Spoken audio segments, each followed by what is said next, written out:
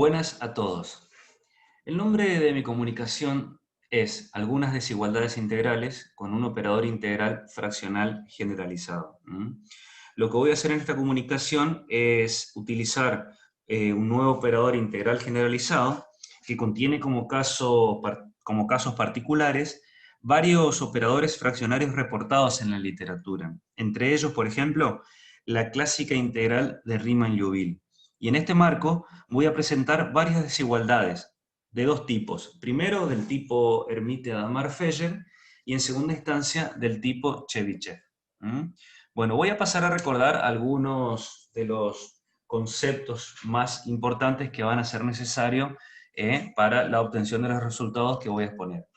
Bueno, en primera instancia vamos a recordar la desigualdad de Chebyshev, ¿no es cierto?, para dos funciones sincrónicas e integrables. También en 7, Fejer nos da el siguiente teorema, ¿no es cierto? Tenemos una función convexa y una función no negativa simétrica e integrable en el promedio entre A y B. Entonces se va a cumplir la siguiente desigualdad. También vamos a recordar la definición de una función cuasi convexa en un intervalo, cuando una función es llamada right cuasi convexa en un intervalo. También la definición de cuando una función f es llamada h convexa. En este caso, Dragomir nos da las definiciones de una transformación simétrica de una función y de una transformación antisimétrica de una función en un intervalo cerrado. También este mismo autor nos da el siguiente teorema, que para una función simétrica convexa se va a cumplir la desigualdad número 3. Vamos a presentar también o a recordar la definición, pidiendo que h en este caso sea una función como en la definición 4. Entonces, si f es una función h simétrica convexa en el intervalo i, se va a cumplir la desigualdad 4. Por último, voy a presentar las integrales generalizadas fraccionarias derecha e izquierda, presentada por quien les habla, por el doctor Nápoles Valdés y el doctor Gasimov. Entonces, acá presentamos los operadores generalizados de derecho e izquierdo, donde f doble sub más y sub menos tienen la siguiente forma. Como primera observación, si en esta última definición nosotros tomamos el siguiente núcleo, vamos a obtener los operadores integrales fraccionarios generalizados de Riemann-Liouville, que los utilizan Seth, Akdemir y Allan en sus artículos, y obviamente que si alfa en este caso es igual a 1, vamos a obtener las integrales clásicas de Riemann. Bien. En 8, como les dije recién, quien les habla, Nápoles y Asimov, presentamos ciertas propiedades del operador, como el acotamiento, la continuidad, la conmutatividad y la ley de semigrupo, entre otros. Nosotros sabemos que la utilidad de las desigualdades, particularmente las integrales que involucran funciones convexas, es ampliamente reconocida como uno de los elementos principales que apoyan el desarrollo de varias ramas modernas de las matemáticas. Por esto es que ha recibido considerable atención en los últimos años. Y una de las desigualdades más famosas para este tipo de funciones es la desigualdad de Hermite-Hadamard. En el año 1906, Fejer estableció una desigualdad de este tipo agregando una función peso. Y es ahí donde nosotros vamos a trabajar. Entonces, este primer lema va a ser un resultado necesario para los que voy a presentar a continuación. Aquí pedimos, ¿no es cierto?, que f sea una función integrable y que g sea una función integrable y simétrica en el promedio de a y b. Lo interesante de estos dos resultados es que nosotros podemos expresar al operador, en este caso ya sea lateral, derecho o izquierdo, actuando sobre el producto de la transformación simétrica de f con la función g, lo podemos expresar, ¿no es cierto?, como la suma, donde en cada uno de los términos nosotros vemos que el operador, le vuelvo a repetir, ya sea lateral izquierdo o derecho, está actuando sobre el producto de cada una de estas funciones, o sea que establecemos una relación entre el producto de la transformación simétrica de la función f con g, y en el primer miembro estamos obteniendo que el operador actúa sobre el producto de estas funciones, ¿sí? Este teorema nos va a pedir algo parecido, o sea, nosotros pedimos que f sea una función simétrica convexa e integrable, y g lo mismo que pedíamos antes. Lo que nosotros estamos viendo aquí es que, fíjense, que lo que tenemos aquí entre corchetes no es ni más ni menos que lo que se expresa, dividido 2 por supuesto, en el primer miembro del resultado del lema anterior, de la ecuación 11. Y lo que ahora yo resalto en azul no es ni más ni menos que el primer miembro de la ecuación 12 del lema anterior. Entonces, acá, ¿no es cierto?, multiplicamos por una función psi sub más y sub menos que dependen de alfa y de beta, y lo que nosotros logramos aquí es poder acotar esto, ¿no es cierto? Ya sea inferiormente por la función actuando sobre a más b sobre 2 por la norma g, la norma del mínimo, y superiormente, ¿no es cierto?, por el promedio entre f de a y f de b por la norma infinito. ¿Quiénes son esta función phi sub más y sub menos? Son ni más ni menos que nuestro operador, ya sea lateral derecho o izquierdo, actuando sobre la función idénticamente 1. Muy bien.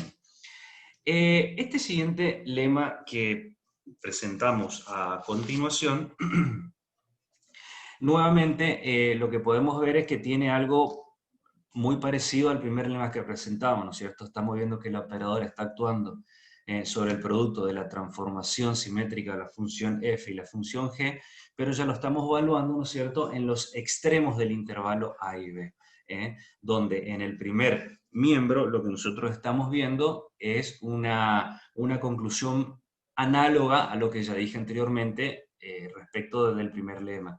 O sea, estamos expresando el producto de una transformación simétrica de la función f con g cuando el operador actúa sobre el producto de estas funciones. O sea, que estamos estableciendo bajo, ¿no es cierto?, o mediante el operador este tipo de relaciones, ¿sí? Bueno, y nuevamente, lo que nosotros tenemos en este corchete o en el segundo corchete no es ni más ni menos, ¿no es cierto?, que el primer y el segundo miembro del resultado obtenido en el lema anterior. Entonces, fíjense que nuevamente involucramos la función psi sub más y sub menos, y lo que estamos haciendo es poder, ¿no es cierto?, acotar esta suma, ya sea inferior o superiormente, en relación muy estrecha con ya un teorema mencionado anteriormente, ¿sí? Bueno, aquí vamos a pedir ya que f sea una función integrable, que también f sea una función cuasi convexa e integrable en AB, y que g sea una función integral y simétrica como veníamos pidiendo antes, ¿verdad? Entonces, lo que logramos en este caso es que poder, ¿no es cierto?, acotar superiormente ambas desigualdades, ¿no es cierto?, con el máximo, ya sea de la función actuando sobre el extremo inferior A o sobre el extremo superior B. Y vemos que en cada una de las desigualdades también siguen actuando el operador, ya sea lateral derecho o el operador lateral izquierdo, ¿verdad? Bien, en este teorema nosotros hemos encontrado 4 relaciones, o sea, aquí estamos viendo la 15 y la 16, ¿no es cierto?, y la 16 y la 17, digamos, todas están relacionadas entre sí, pero tienen una diferencia sustancial entre ellas, ¿sí? Bien, y por último, vamos a pedir que la función f sea h-simétrica convexa e integrable en un intervalo i, que la función h sea integrable en el intervalo 0,1, y g que se mantenga como en los resultados previos, ¿verdad? Bueno, entonces, nuevamente aquí vamos a obtener 4 relaciones, donde en adición a las anteriores, lo que estaríamos agregando, ¿no es cierto?, es este factor que tendríamos aquí, ¿verdad? Y este factor ya sea cuando acotamos inferiormente y esta integral que tenemos aquí cuando acotamos superiormente, ¿verdad?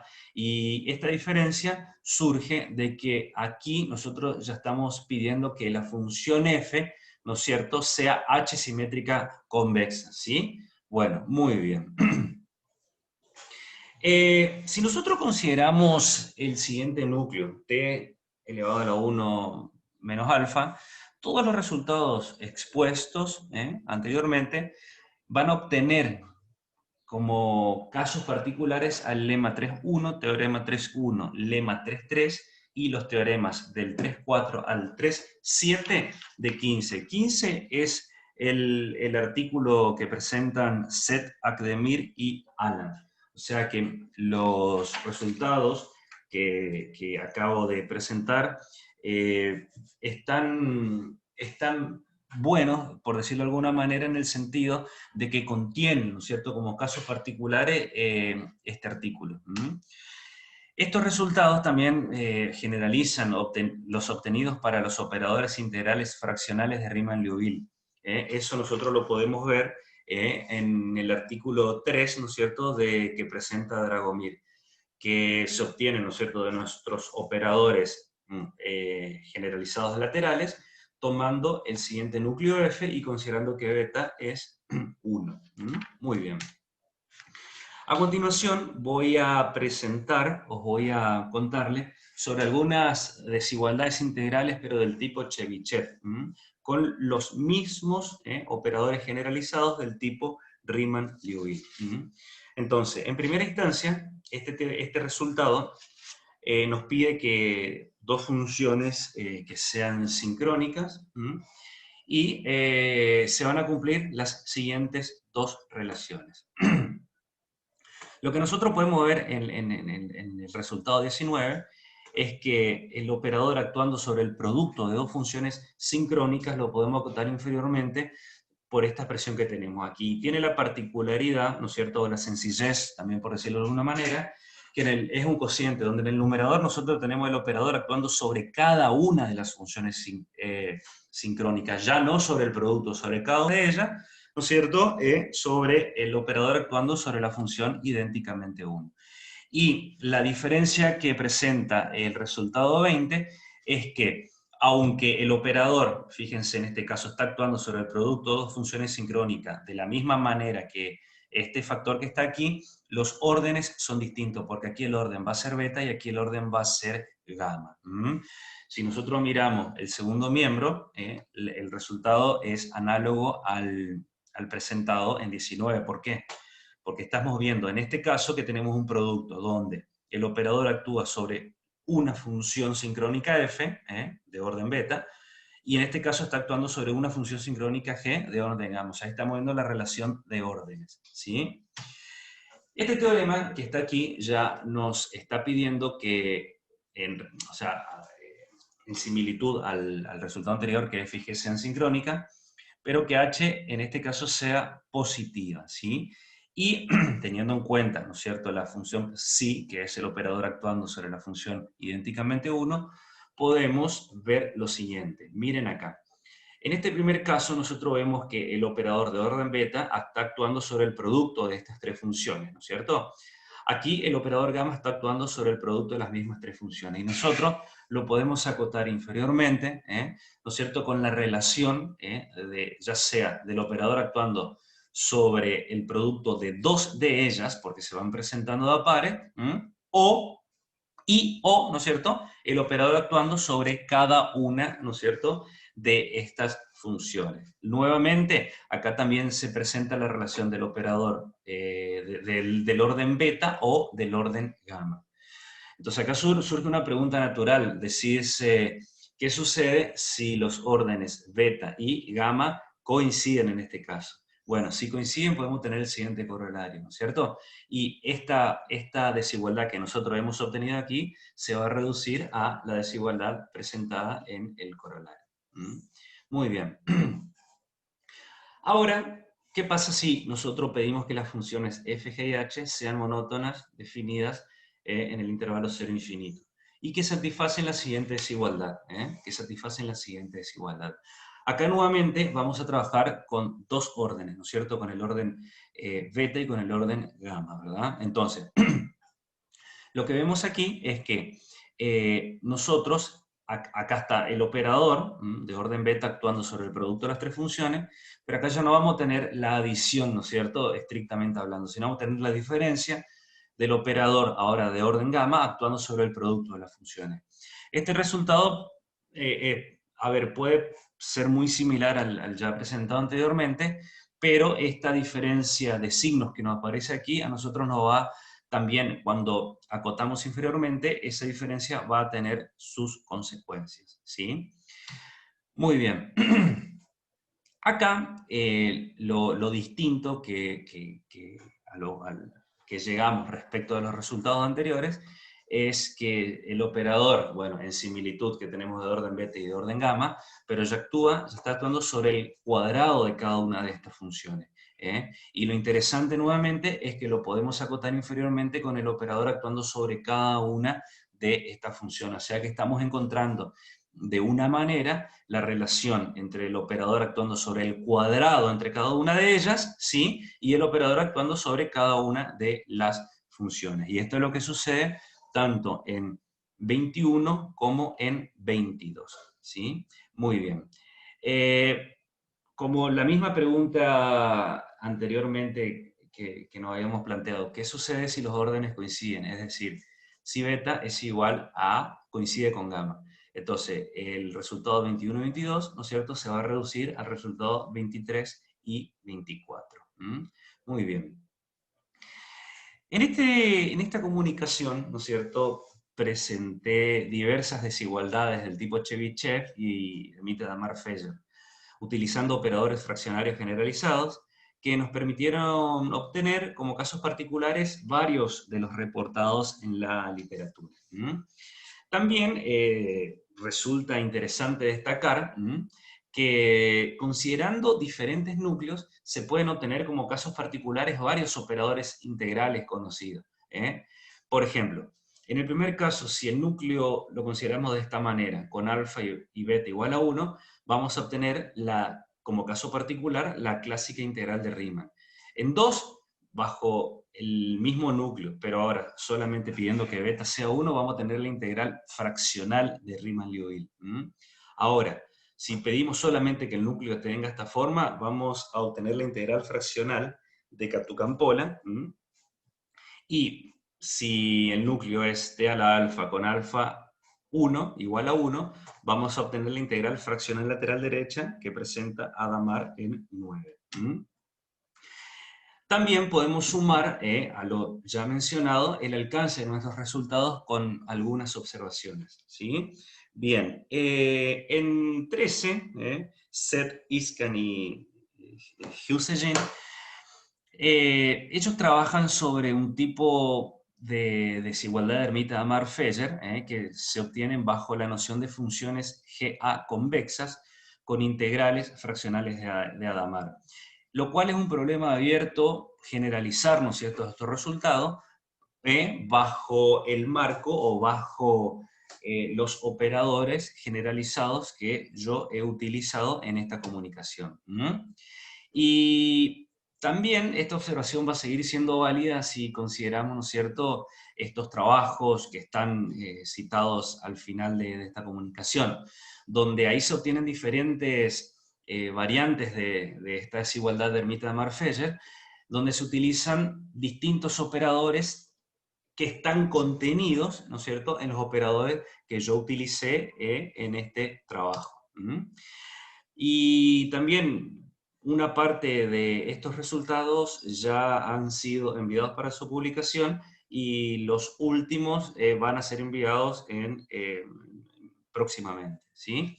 Bien, acá están, ¿no es cierto?, las referencias a las cuales fui utilizando, ¿no es cierto?, o a lo largo del trabajo. Así que bueno, espero que hayan disfrutado de la exposición, que bueno, que que se haya entendido y bueno, me gustaría, ¿no es cierto?, en lo pronto poder trabajar también con personas que les interese este tipo de desigualdad o este tipo de trabajo, este tipo de aplicaciones. Así que, bueno, espero que disfruten y yo también disfrutar las comunicaciones que van a estar a disposición. ¿Sí? Hasta luego.